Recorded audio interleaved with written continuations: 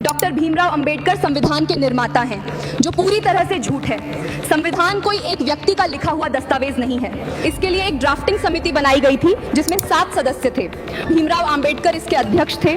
उनके साथ KM. Munshi, Mohammad Sadulla, Krishnaswamy Iyer, Madhavrao, TT. Krishnamachari और गोपाल स्वामी अयंगर जैसे 300 से ज्यादा विद्वान लोग शामिल थे। इन सबका काम था ये तय करना कि संविधान में क्या होना चाहिए और क्या नहीं। इसके बाद एक संविधान सभा हुई थी जिसमें नेहरू, सरदार पटेल, कृपलानी जी, राजेंद्र प्रसाद जी और कई अन्य नेता शामिल थे। वो बार बार चर्चा करते थे, हर बिंदु की समीक्षा करते थे और तय करते थे कि क्या सही है और क्या गलत, क्योंकि संविधान कोई कविता नहीं है। ये देश के हर पहलू का सामाजिक, आर्थिक, राजनीतिक और यहाँ तक कि अंतर्राष्ट्रीय परिस्थितियों को ध्यान में रखकर बनाया गया दस्तावेज है। इसलिए इसे कई विद्वानों ने मिलकर तैयार किया। लेकिन एक बात और जान लीजिए, संविधान का शुरुआती प्रारूप तैयार करने में एक महत्वपूर्ण नाम था बी.एन. राव का।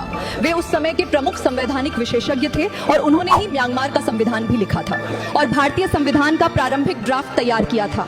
यहाँ तक कि डॉक्टर आम्बेडकर ने भी उनके योगदान का उल्लेख किया था। और इसलिए सच्चाई यही है कि संविधान किसी एक व्यक्ति का नहीं, बल्कि कई विद्वानों के सामूहिक प्रयास का परिणाम है।